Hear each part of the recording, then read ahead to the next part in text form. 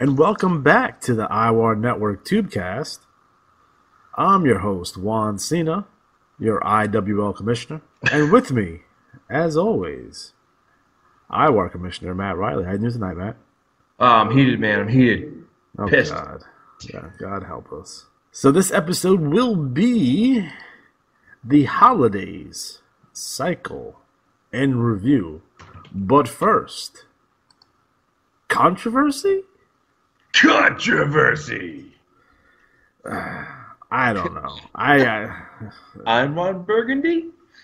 When you said that, reminded me of that. Controversy? There's always controversy. It's the IWA. I find myself in positions where historically I ignore most things because it doesn't necessarily pertain to me. But there's always situations where players bring stuff up to me that we have to address. Yes. So what's first on the docket? Let's talk about funneling.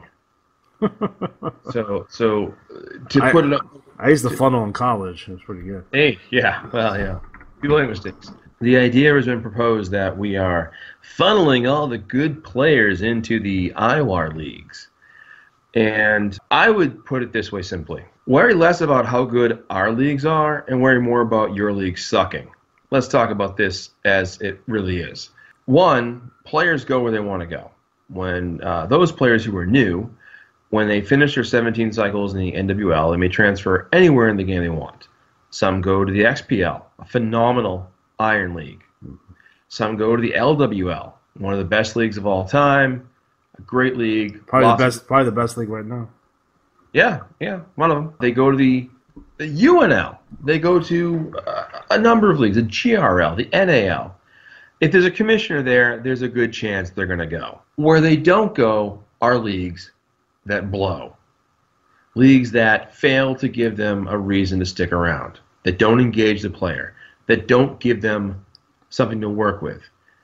And we were talking in our pre-show about how we've known players that have gone to various leagues and given it a shot, and then come back and go, boy, I tried League XYZ, and no one TTs, no one interacts, no one picks up what you're putting down, and the commissioner reports, okay, as a commissioner, it's not enough just to show up and put out some numbers. It isn't. You can't just show up and say, hey, I've got a title, I've got this. You've got to engage your players. Now, some people engage them with prizes. Some people engage them with great fun tournaments. But what you can't do is just expect to put a shingle in front of your league and be like, come on in. Now, if you're putting a work level out, people will, if they want to be on board with that kind of play, they'll do it. I think that's what it comes down to. It comes down to effort and consistency, right? So if you're consistently putting in an effort, you're going to have a good league, bottom line. But if you're inconsistent, which is almost an unforgivable sin, you come out a report 1 month and then 3 cycles later you come out with another one and you don't know, if it's not consistent, then why would anyone play that? It doesn't make any sense to me. And if you're not putting any type of work in, why do you expect people to put work in your league? It makes no sense. I put in a tremendous amount of work. Matt, I know you do. And the rest of the commissioners in the IWAR put a tremendous amount of work into what we're doing. And when our players see the amount of work that's going in, is it an unrealistic expectation? No, it's a realistic expectation because people are actually doing it. So if they're going into a dead league and they see nothing, why would they go there? Right. They don't have any nostalgic attachment to a league because they were in it in 1998. They weren't even playing the game in 1998. Why would they care? It makes no sense to me. Right, and it goes back to a thing we've had this happen every so often. Oh, the best players go to the IWAR leagues. It might be some of the better players do go there, but they go there because they have a superior product. We put a lot of work into it. Now, we're not saying we take them on because they also play other leagues too. They'll play like, I know like one player plays in about 4 other leagues. He plays in an IWAR league and 3 other leagues, and those are across the game. Yeah. And that's fine. And he asked me, he said, hey, do you think it's better to focus on one Fed or spread out? Now, I personally play in 2 Feds. I play in gold and bronze. and that's the UNL.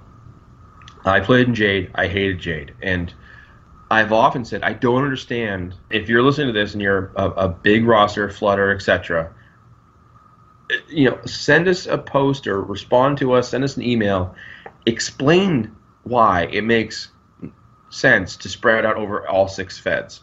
Because here's what I come into play. When I've tried flooding, I did it in Iron, and I won the World Tag titles the second cycle there.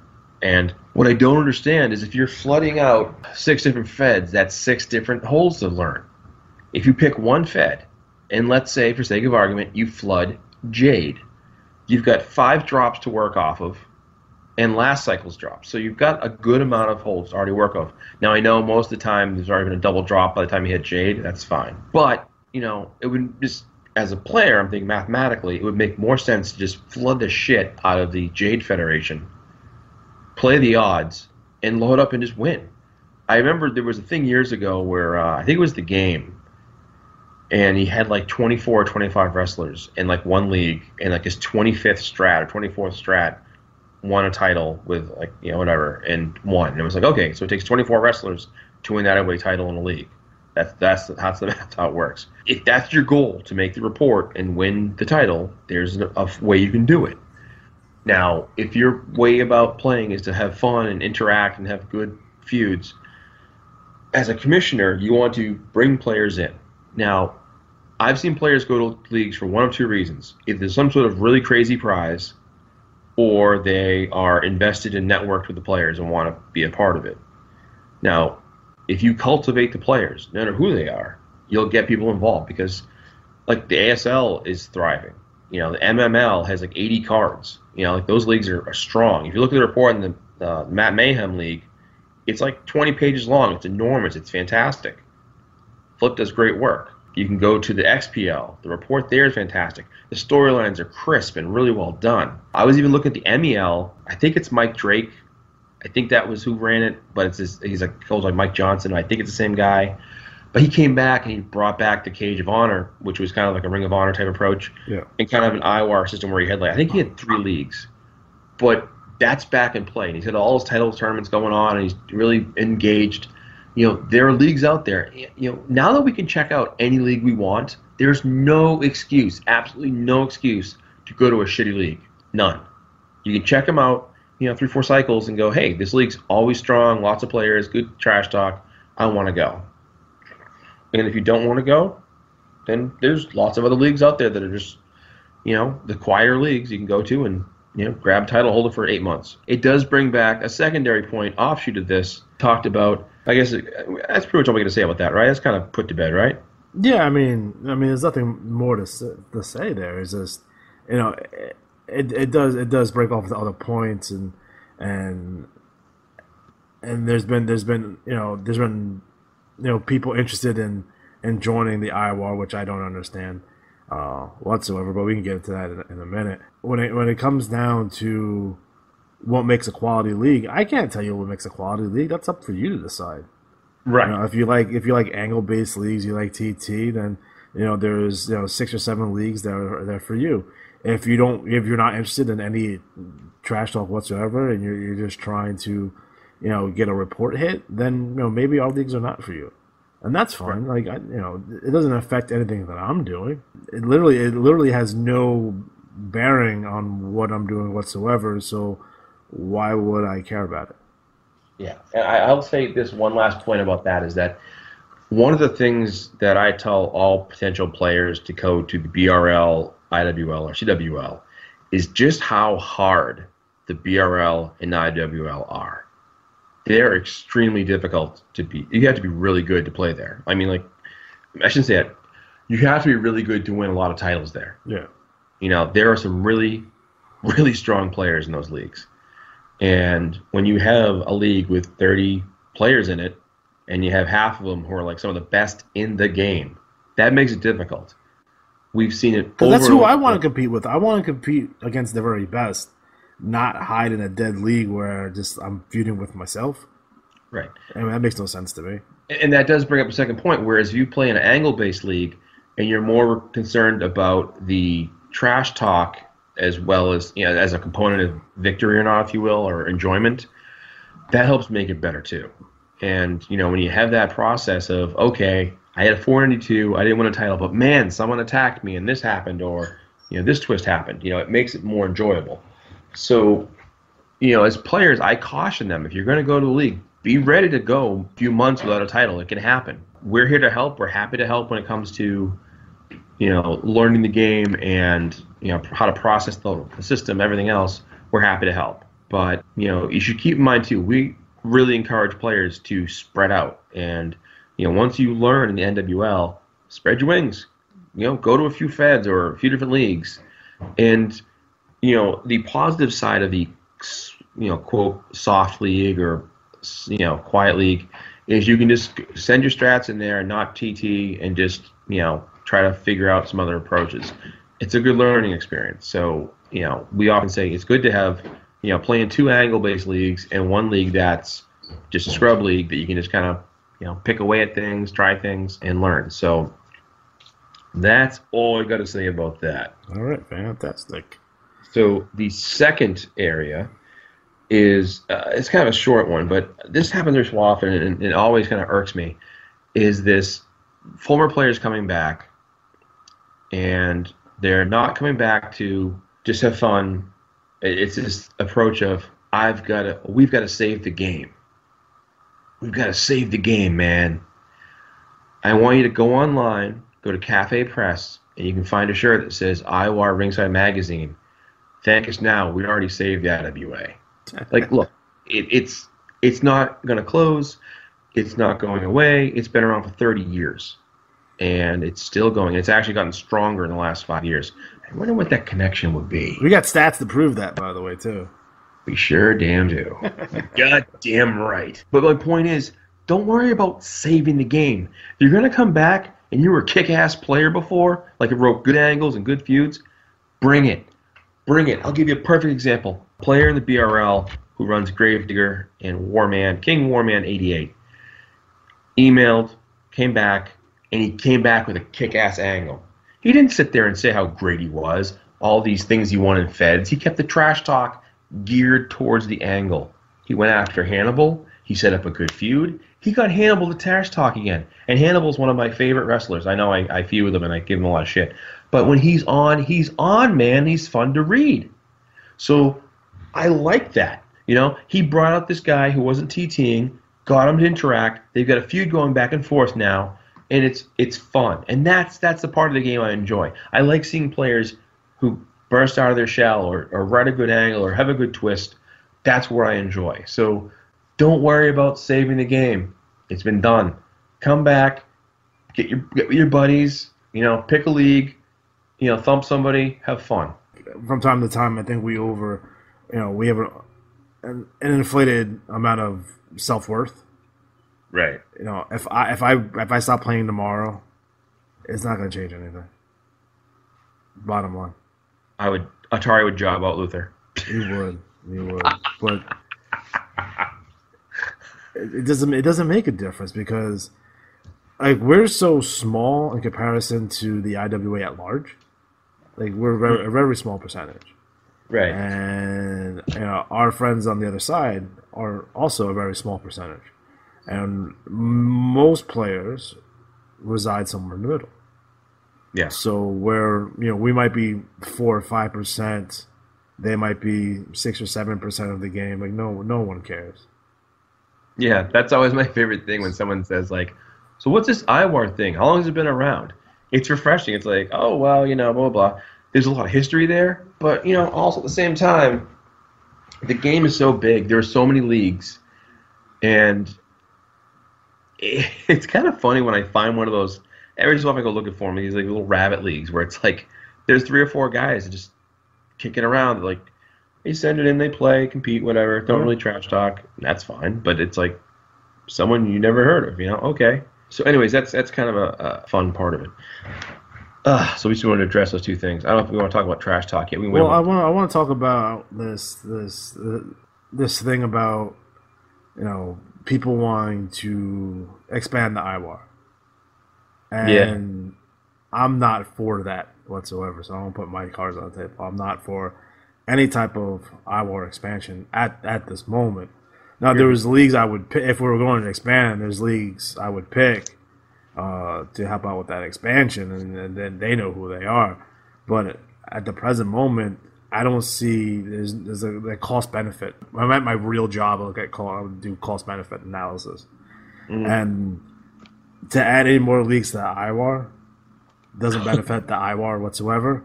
And not for nothing, to be completely honest, it doesn't benefit any of those leagues that would want to come in.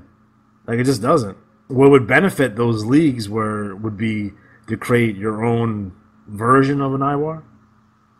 You know, if, hey, they got 3 leagues that want to band together and do something, go do that.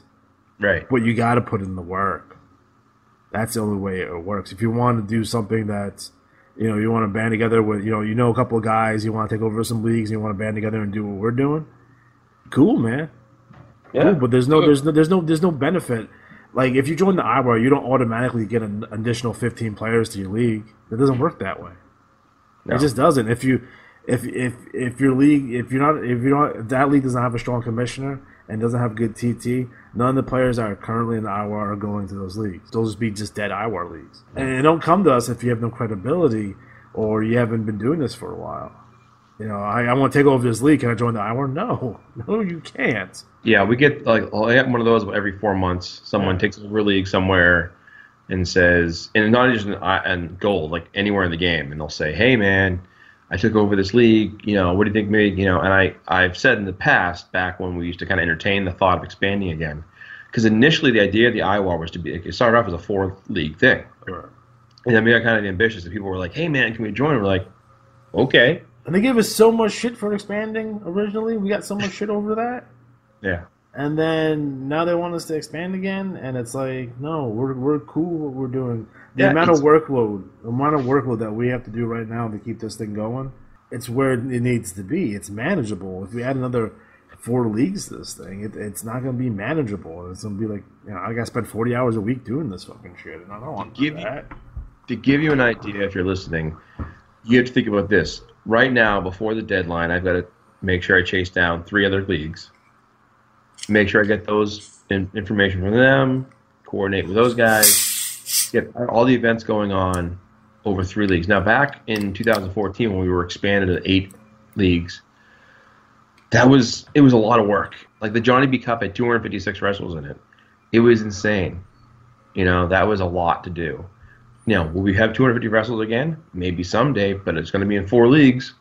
You know, really, it's about what we can manage and do well with. And you can see the IWARs thrived and thrived and thrived. You know, we got back to where we wanted to be, which is 4 leagues. Yeah. And we're stronger than ever. We got great players. We have a lot of fun. Things are going really well. So, you know, there's nowhere to go but down. If it ain't broken, why are we trying to fix something that ain't broke? Right. And I've encouraged people before. I said, hey, you know, take over 3 or 4 leagues. The IWA would love to have another IWAR type group in like bronze or steel, one of the slower federations that could use a shot in the arm. Yeah. Because I know right now, like, gold is a behemoth for them. That's like their busiest fed.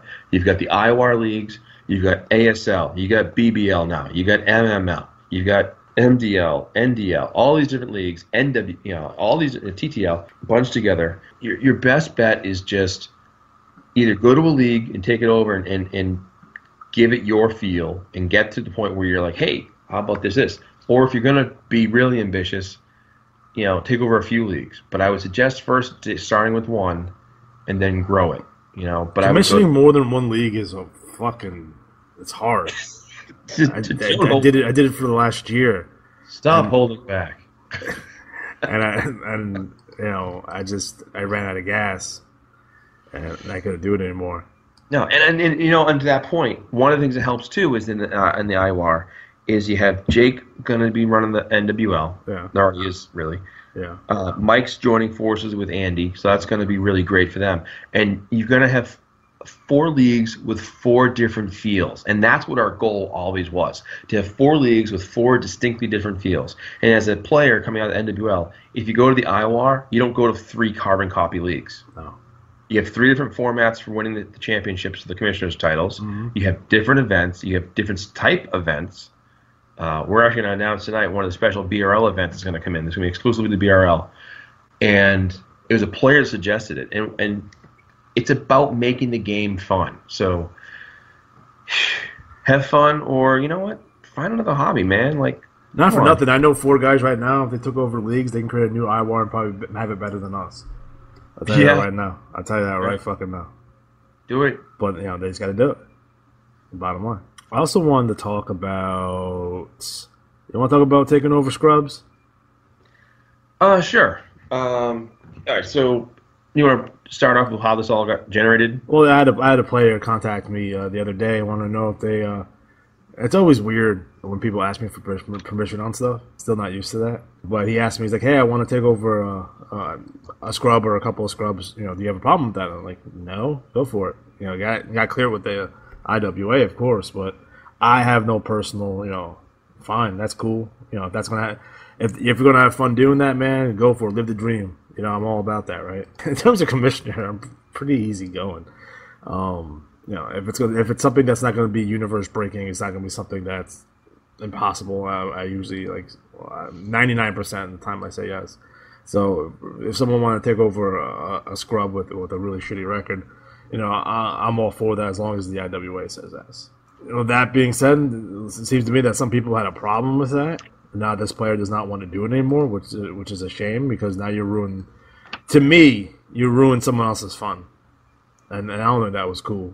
You know, officially on the Tubecast, if that player wants to continue and he wants to move forward and wants to take over a scrub, he gets my full support. I think that goes without saying. Well, I chimed in on this only because I've had experience with it. Yeah. And the 2 times that I came in contact with this, one was in the BRL. We had these 2 wrestlers, Blade Runner, Rock, and Sting, which were scrubs from way back when. And they hit like 1,000 loss mark. And I made a joking award ceremony where they gave Blade Runner Sting, the first wrestler with 1,000 losses, like a trophy or some shit like that. And Frank Snow took over the Blade Runners and made them the new Railroad Warriors. So he changed their names, but they had these huge loss records. And it was kind of like a underdog story. It's been they're on the CWL now. They've been around for a while now, so it's kind of an old gimmick for that. But then in the LWL, a player took over one of the scrubs called Skyscraper Stand Towers. And I was saying before this that the funny thing is most of the LWL scrubs I created back when we first formed the league. Yeah. And the BRL, most of the scrubs in there we created back, I think in 2012 when we rebooted a lot of the scrubs.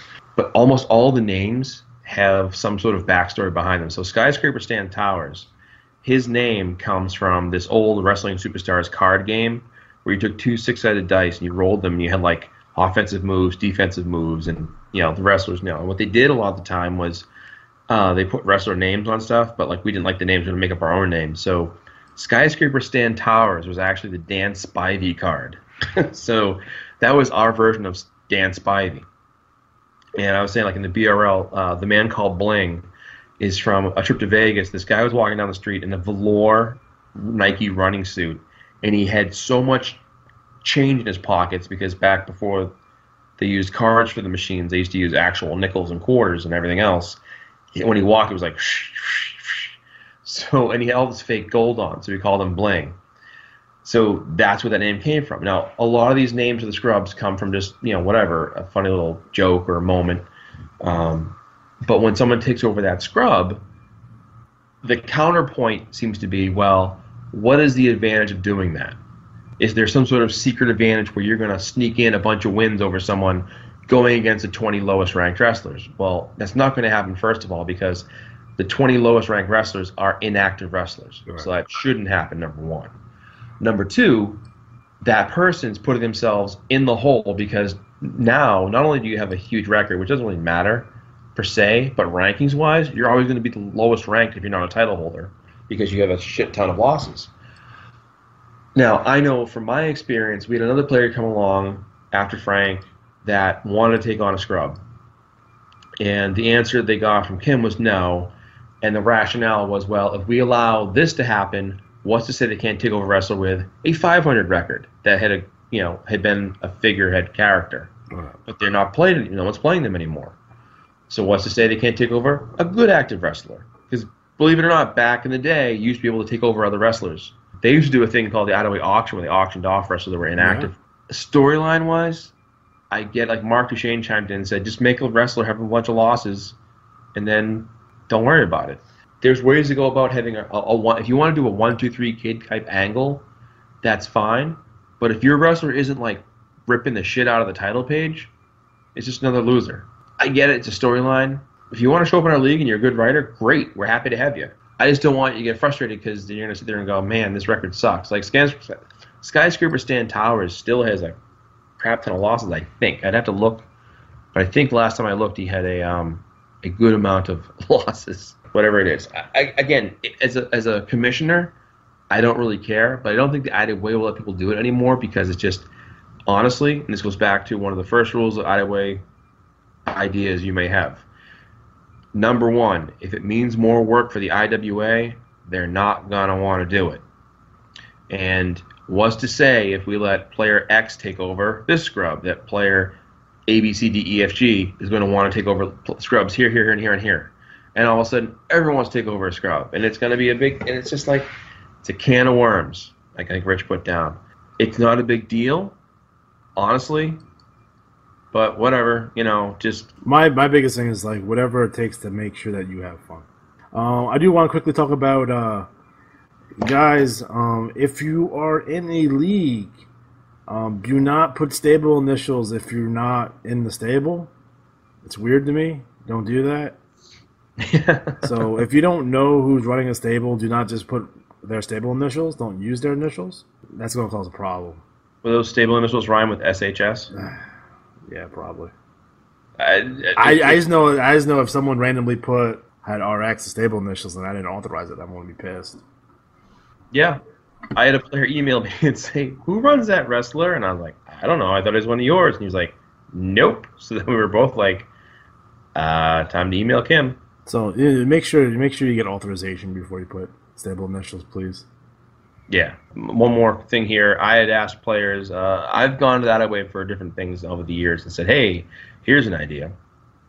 And one of the ideas they've always kind of kicked around and we never greenlit yet, but it's always been in the works, is to modernize the hold set. So if you look at the holds now, we have beauties like Grapevine or Irish Whip or Rope Burn, Savate Kick, which was, I think, the Lee... What was his name? Not Lee Corso? What was the guy's name who did the Lee Marshall? Yeah. The Lee Savate Kick! Savate Kick is a super kick, by the way, guys, if you didn't know that. Super kick is not in these moves. No. So some of these holds are kind of outdated. And we thought, what if we modernize some of the holds? Because they did every 10 years or so kind of revamp the holds. Yeah, because I see Stunner in there. And now that Stunner was in there in 1985, so... Right, and Cobra Clutch. Well, it's the last time you've seen one of those. Right, Camel Clutch. Like, now you could use Coquina Clutch. Yeah. Samoa Joe uses it, and that's a modern. Now I know spelling wise might mess the numbers up. I had to figure out a way to do that, but it's one of those things that always up for it if there's enough interest.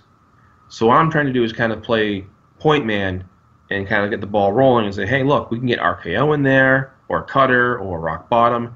Now, it's an ace crusher, for Christ's sakes. Yeah, like some people were saying, like, well, why like Rock Bottom versus Sidewalk Slam? It's a Uranagi, people. Come on. I know, that's fine. It was actually, I called somebody Uranagi today at work because I was a jerk. He was like, you're a jerk. I'm like, Uranagi. I know, I'm a nerd. Racist. But... Yes, the man was. It happened to be Fighter Hayabusa. Cool. Anyways, my point being that the holds could also be tributes to some of the wrestlers who brought. Like when you think figure four leg lock, you think Ric Flair. When you think Stunner, you think Steve Austin. When you think Asian Spike, you think Kendo Nagasaki. There are wrestlers. It's Terry Bam Bam Gordy's finisher. Oh, whatever. He did it wrong. Guy's deader than dead can be. I'm pissed at him anyway for dying. Jerk. He had a brain fucking stroke. Yeah, it's always something with that guy. Yeah. So Anyways, my point is, if you're interested, we're kind of discussing it on the IWAR Facebook page. If you're thinking to yourself, hey, yeah, I'd like to see a hold. Now, it might just be as few as 2 holds or even 1. But, why not, do it if we can do it, but let's make sure we do it the right way and get enough information from the players out there. So if you're interested, chime in. I want Burning Hammer in there. What's funny is I looked up like most, devastating finishers, and that was in there. Yeah. And I remember Doug Gavilan used Burning Hammer, and I remember thinking like at the time and I forgot I looked it up, and that's a nasty ass move. It's a super finisher in Japan. They don't use it all the time. No, and for good reason. God damn. That's one of those moves you see someone doing, and you're like, that guy's dead. I wouldn't mind seeing like Tombstone Pile Driver, and Super Kick, Tiger Driver, Tiger Suplex, Dragon Suplex. Is Hurricane Rana in there? No. Yes, it is. Is it? Yeah, it's number 77. For fuck's sake. Moonsault's in there. Okay. But there should be like a 450 in there, Shooting Star Press. Right.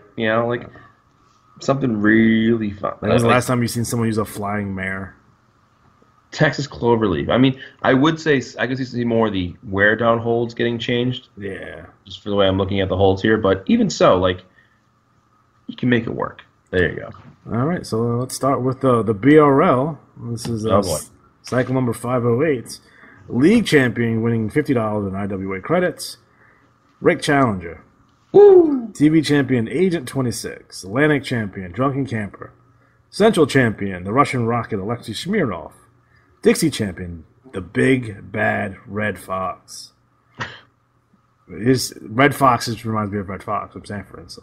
The big one, Elizabeth. It's the big one. Eastern champion Jimmy North. Mountain champion the Executioner. Northern champion the world's most successful mom Kris Jenner. Pacific, Classy, Ulrich, Kenemy. Is that right? I don't know. He'll tell us. Kenemy. I think it's just cock for short. Is it? Yeah, you notice his trash talk at COK. Oh, okay. That makes a lot more sense. That was the point. Right over my head. Prairie champion, Vicious, Vincent Payne. Southern champion, Too Pretty, Johnny Paradise. Western champion, Mr. DW. He hit a 500, by the way. Get the fuck out of here, really? Did, yeah. Good for him. One match, bam. That's good enough. Tag team champions, Product of Arrogance number 1 and 2. TV tag team champions, Broken Willie, El Barbaro. 6-man champions, Judge, Jury, and Executioner. 6-man champions, Chief Bull Gray Fox, Cheerleader Sassy Red, and Emily Endgame. So, Matt, what's going down in the BRL? Well, a couple of things. First, I wanted to note that if you look at that title page, one of my favorite things about this title page is that there is a lot of representation from a lot of players. Yeah. And that's kind of nice. I know sometimes it's like I had a hot cycle where I had like 6 belts or whatever. And I was like, oh yeah, me, yay me. But I love watching a league like result. It's like there's all different kinds of players who all they're all going to. It's hard because what happens a lot is you go, okay, who's going to have the best strat? Well, with that many players, the variable comes really around. Congratulations to Bad Company Rick Challenger, who wins the BRL Championship for the first time, and he goes back to the 90s, back when he competed. So many years in the BRL, and now he's come back, his comeback tour. So last cycle it was the World Tag Titles. This cycle it's the BRL title. So congrats to Rick Challenger, good old RC. One of the hey, do you think it's weird? What? When people put TT in leagues that have wrestlers who are not in that league? Yes. Like there's TT, there's the Barry Stevens TT in here. Where? Right underneath Urban Hell Savages. Someone talking about Barry Stevens. He's not in the BRL. I will say this: I understand why they did it, because what they're doing is they're essentially demanding to be on the cover of the IWAR, so they're going after all of the IWAR cover people. It's not a bad gimmick. No, so that's what that's about. I get what you're saying. Normally, it would be kind of a weird thing to do, Yeah, because we've had that in the past a couple times. Yeah, I mean, I know we have had times where player just literally TT'd me right now. What a dick. At 3 in the morning. I haven't heard from you yet. Sorry, dude. I'll get back to you. I know you were deep asleep, but get the fuck up and answer my question. TT, when you reference someone out of the league, unless you make it worthwhile or connect the dots, people are going to be like, what? I want to look at you funny. Right. Yeah. Speaking of good TTs, Suburban Hell Savages are probably not only the best TTers in the BRL, the most consistently good. Yeah. Like cycle in, cycle out. They're fantastic. You guys are really good. Any rookies out there listening, I know there's a few. Go to the BRL, look at Suburban Hell Savages, and learn something. Yeah, they do a couple of things really well. One, they establish character. Mm-hmm. 2, they move their plots forward. Mm-hmm. And 3, they talk up their matches. So it does well to kind of build momentum. I will say on a side note, the winner of the Battle Royal this cycle was Jimmy North. So Jimmy North wins the Battle Royal. A couple other things going on. We had some players come in, so welcome aboard. Some players went inactive, but I know I've spoken to most of them, and most are going to be active.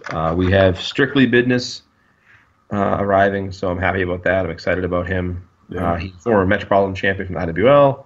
Looking forward to seeing him get going. There's some other wrestlers, obviously, getting their feet wet, and we'll see how that goes. There's a lot going on in the league. We just had the BRL pay-per-view Battlecade, so that kind of dust settles.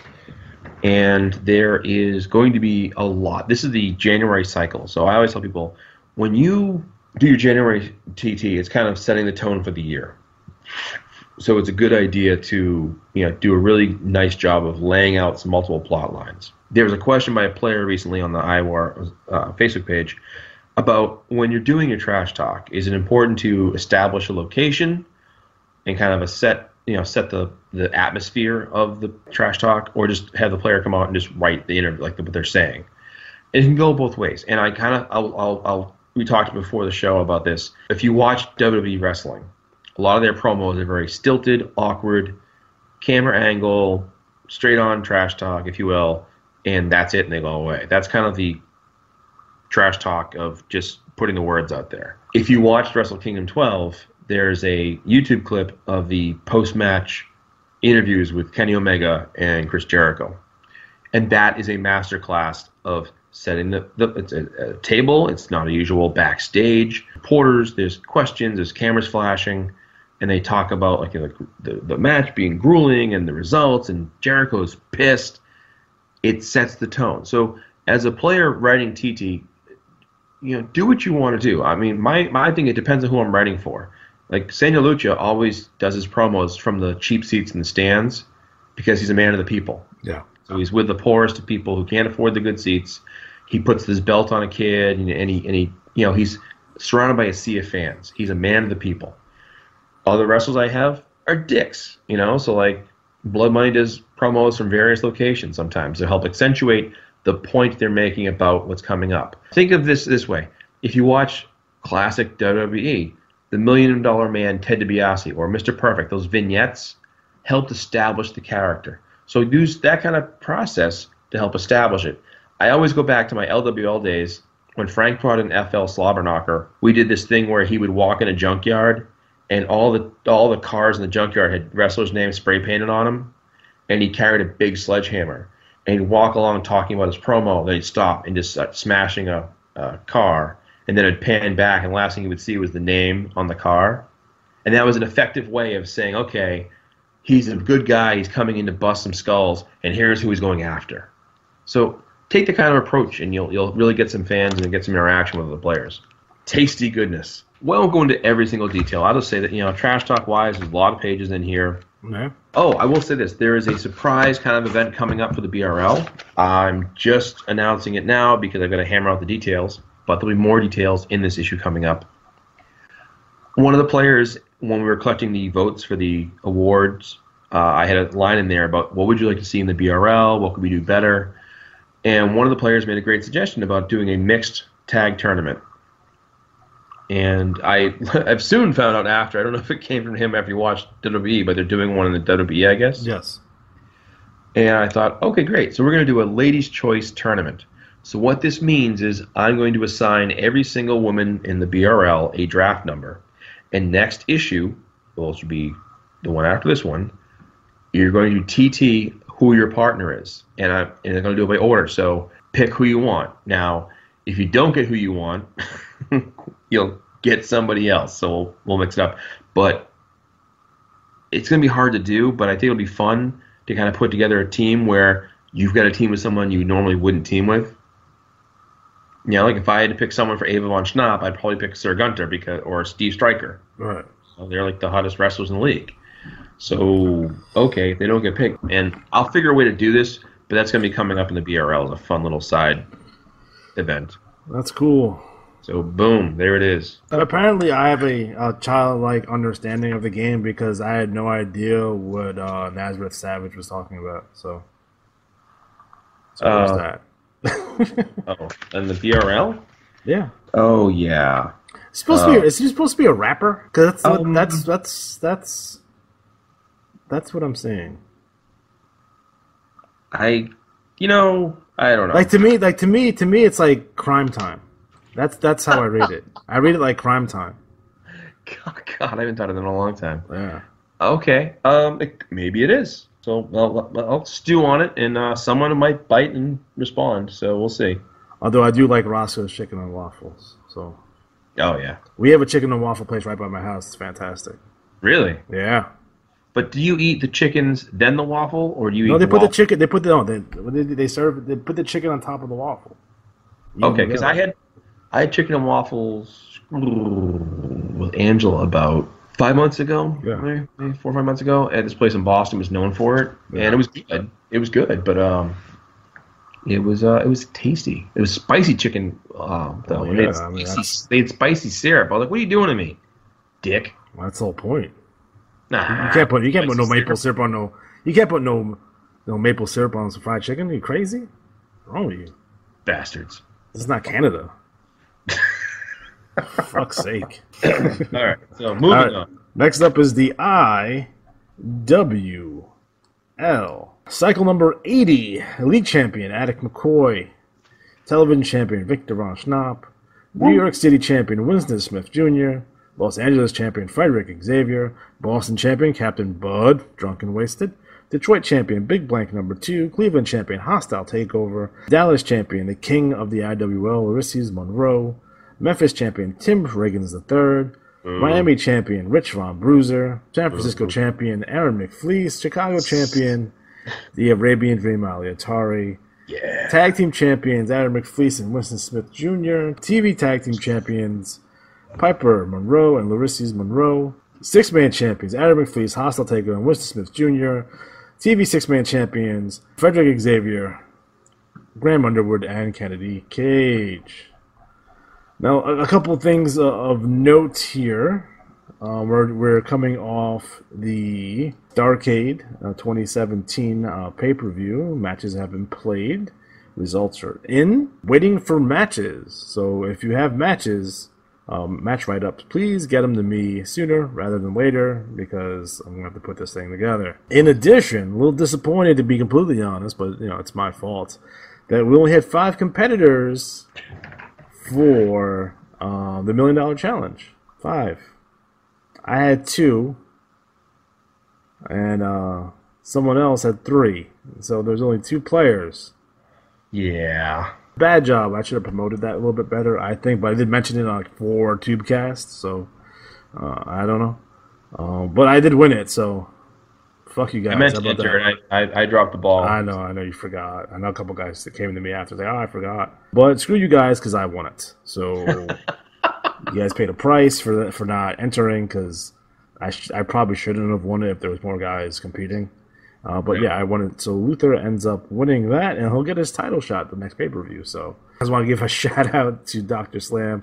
Did a nice little sneak attack where Luther Alexander grabs a bedpan and hits Dr. Slam with it. So I thought that was hilarious. So keep that up. That's awesome. Good job.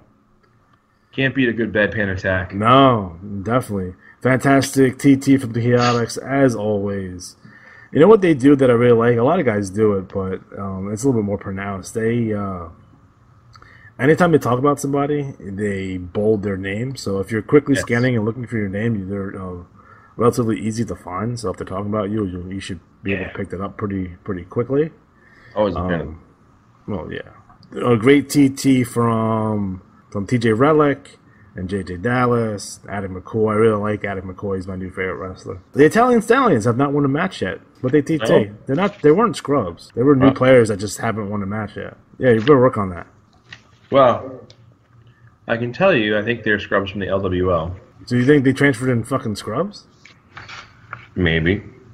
Interesting.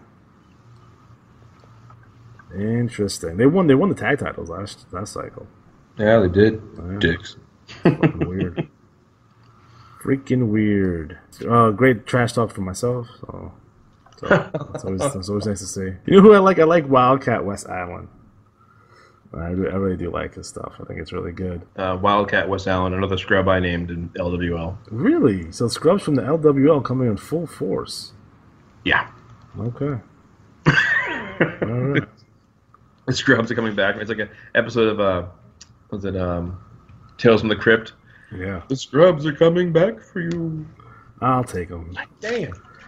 In addition, I announced the brackets for our next two tournaments.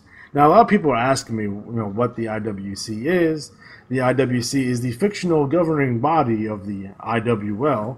The IWC actually purchased the IWL back when Commissioner James Ross sold it. So they have representatives throughout the world, and the head of the IWC currently and the president is Robert Race, which I mentioned originally when I did the original stuff when I took over. Been working on this for quite a while over the last year. The concepts and these tournaments and what these tournaments are, to be completely honest, it's just another way to do a number one contenders tournament. That's all it is. It's a number one contenders tournament with a little bit of a spin because being a tournament-based league, you gotta come up with new ways to do tournaments, different names, different concepts. So what we're doing here is that we're creating these championship belts, right? We have the International Championship and we have the South American Championship, right? And those will be IWC belts. And the winners of those tournaments will be able to unify those belts with our current belts. It also gives me an opportunity to rebrand. It gives me a reason to rebrand those titles. So that's all that is. So don't get overly weirded out by it or confused by it. It's a very simple concept once you understand it. It's just another way to get a number one contenders tournament in there, and then the winners will get a shot at the titles in the future pay-per-view. So we will, for a couple cycles, have an international champion, and we will have a South American champion, and those eventually will be unified with the respective titles anyway. So just keep that in mind, so don't be overly weirded out by that. I just want to make sure I explain the concept correctly. Sure. For that. Next pay-per-view will be Soul Survivor. Please, when's that? What cycle? Soul Survivor will take place at cycle 85. It's a $2 entry fee on that, by the way. So it will be IWA credits. So depending if you get 30 guys in, it's $30 in IWA credit. Bottom line. Nice. That's the prize, folks. No championship belt this cycle. No, this time. I gave away one last year. Yourself, didn't you? I won it. I fucking won it. I was pissed too. Like I didn't want to win my first contest in. That looks like shenanigans to me. My favorite when Ryan was running the IWL the year Sandy the Bear Francisco won it. Yeah. He couldn't keep the secret, so he's like, "Oh, I got the winner." I'm like, "Oh, great, cool." He's like, "Oh, I'm not gonna tell anybody." I'm like, "That's cool. Yeah, just keep it a secret." And then he's like, "All right, you want to guess?" So I started guessing, and finally he was like, "It's one of your guys." I'm like, Atari. I'm like hoping it's Atari. Yeah. And of course it was the guy I made up as a gag wrestler. I'm like, God damn it. Does that not always fucking happen? That's why I don't have any. Because I feel like I'm gonna create Harley Racist and the HIV kid, and they're gonna win the fucking world championship. I'm gonna be fucking pissed. Oh, and then they gotta be wearing a mask, and then it's Luther Alexander underneath the mask. Harley Racist. Oh no, that's been done many times. I know. Some of my favorite rips on people. People get so pissed about it. Don't do that, man. It's not funny. Oh yeah, it is. All right, so that's it for the IWL. So guys, please pay attention to these deadlines and what have you. And you owe me pay-per-view matches. Get them to me sooner rather than later. I gotta do that this week. I got two, right? Yes. Two matches, right? Yeah. No. Okay. What's the other one? You have Luther. You have Luther Notari. I have Lucha and. Oh, you do? Okay. Yeah, I'll take that one. All right. That one that gets complicated. with the twist. Wait till you read that one. I'm cutting this all out. By the way, I was trying to explain to somebody who Senior Lucha was today at work because they were talking about like wrestling, and they're like, "So, what are you creative wrestlers?" So I'm explaining that away to these guys at work, and they're like, "Well, who's your best friend?" I'm like, "Well, it's Senior Lucha." Like, who's he? And I said, "He's basically a crippled old Mexican man that still wrestles. Comes up to the ring in a wheelchair." That was my favorite time when he was in a wheelchair. That was the absolute best. That's funny. We're gonna unmask him and just be a skeleton because he's already dead. Yeah, he's been dead for years. My God. Yeah. All right, so next up is the CWL. Cycle number 210. Global Champion, Friend Zone, Frederick Goodfellow. Network Champion, Fergus Brennan. United States Champion, Sadistic, Steve Supreme. Yukon Champion, Ricky Kyle. Caribbean Champion, Joe Boring. Amazon Basin Champion, Goliath O'Brien. British Isles Champion, Nasty, Norman Krasner. Arabian Champion, Atticus Poundover. South African Champion, Barry Take-A-Knee Stevens. Woo. Siberian Champions, Clark Pierpont. East Asian Champion, Liam Larkham. Oceanic Champion, Silverback Jack. Global Tag Team Champions, Garrett Shadowstar and David Hammerhead. Network Tag Team Champions, Hugo and Spoiler 2000. Global Six-Man Champions, Garrett Shadowstar, David Hammerhead, Atticus Poundover. And Network Six-Man Champions, Koenig, Felix Nine Lives Benaventura, and Liam Larkham. So, Matt, what's going down in CWL? Well, a few things. It's good to see Frederick Goodfellow take the title. Yeah. Jerk. And again, a nice diversity of title holders with the regional belts. Yeah. I see a lot of different names in there.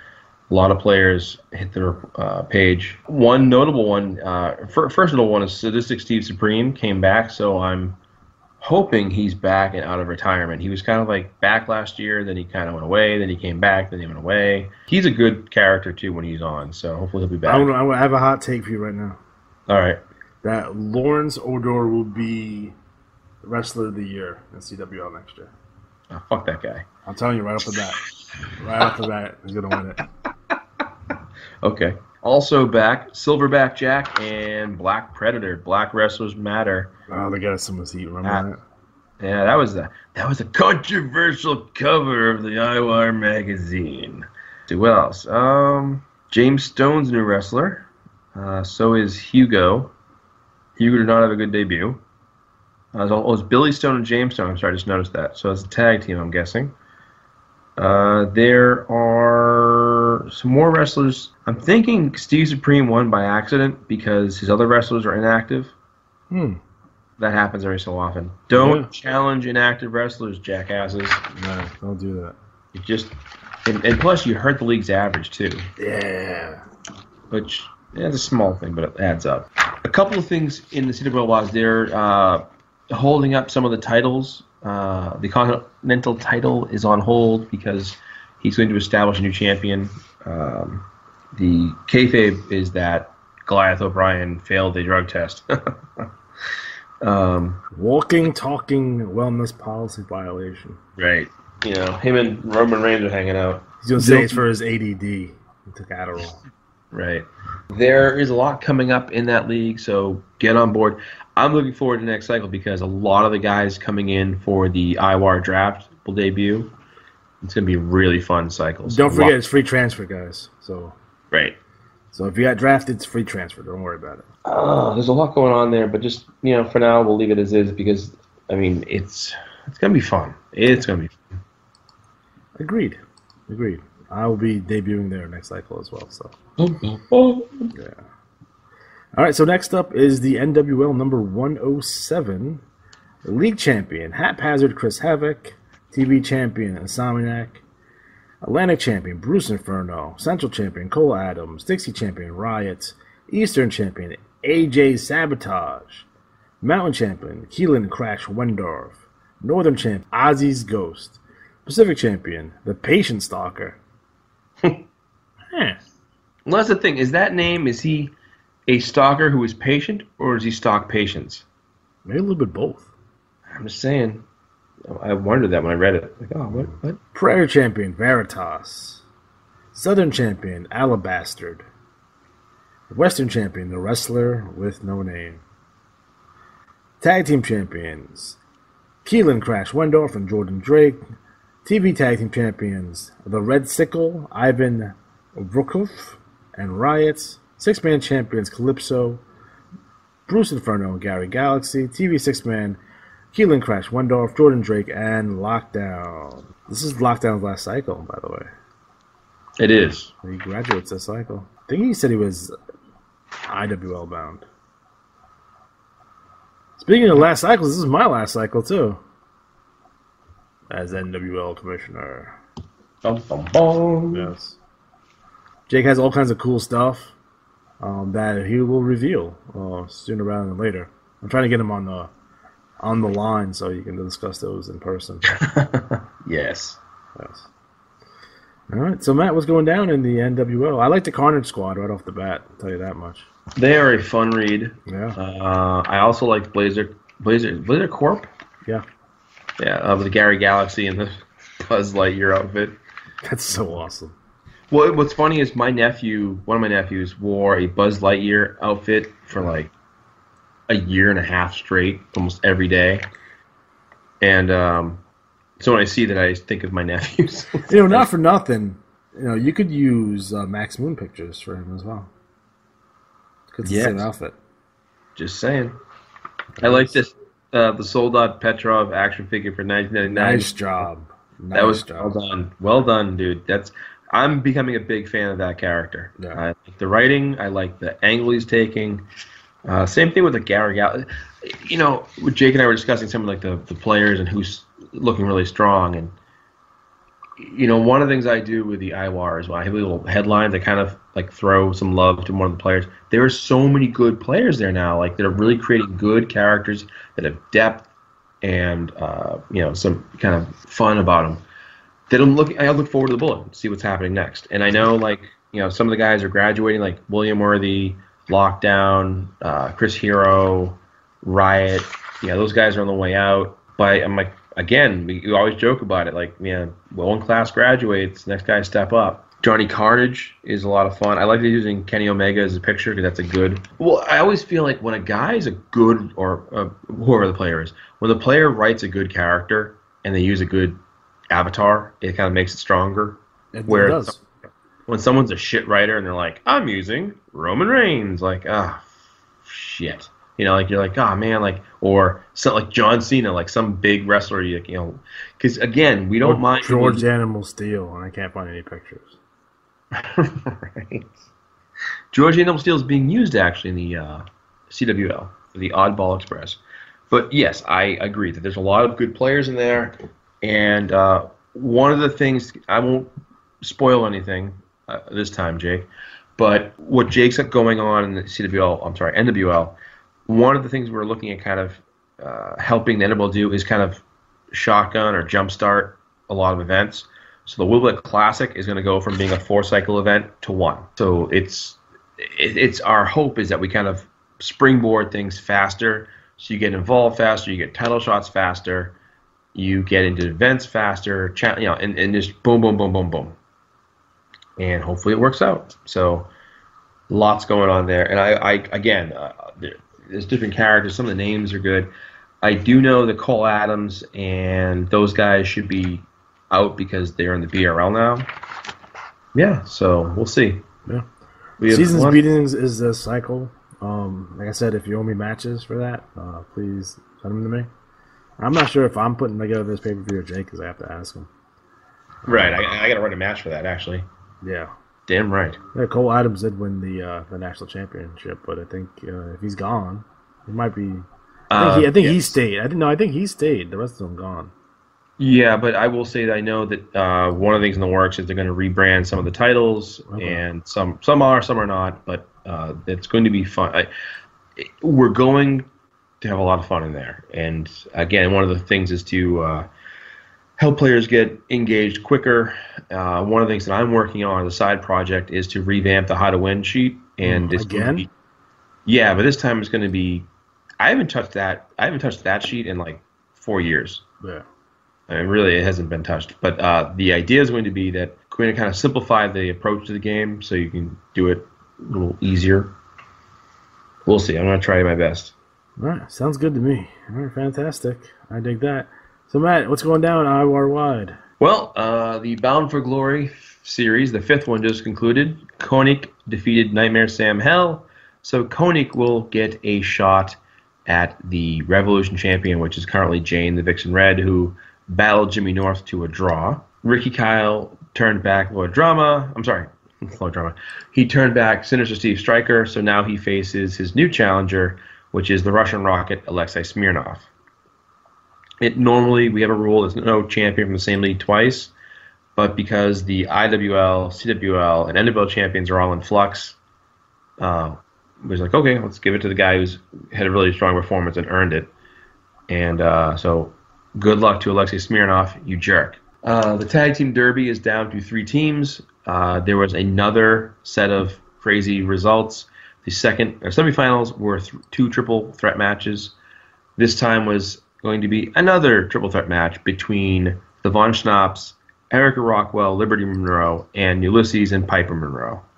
So a Monroe majority. So whoever wins that will be the winner of the IWAR Tag Team Derby. And again, because of kind of some tag team turmoil when it comes to the holds or titles, the winner of the Tag Derby will go on to face the Tag Team Champions. Nice. The IWAR World Tag Team Championship. So there's that. The Von Schnapps are going to got to the finals of the Triple D Cup 6-man tournament, and they're facing the trio of Alexei Smirnov, Jake Scarlett, and Dragon de Oro. So Alexei Smirnov has a chance to become the first ever Triple Crown IWAR World Champion. Unbelievable. Yeah, so it goes to show that, keep plugging away and you can get a shot and make some history. Probably put an announcement for the Murano Memorial Tag Tournament in not this issue, the issue after. This issue coming is our awards issue, so there are award winners in the annual awards. So to give you some idea of some of the winners, because some were voted on and some were earned.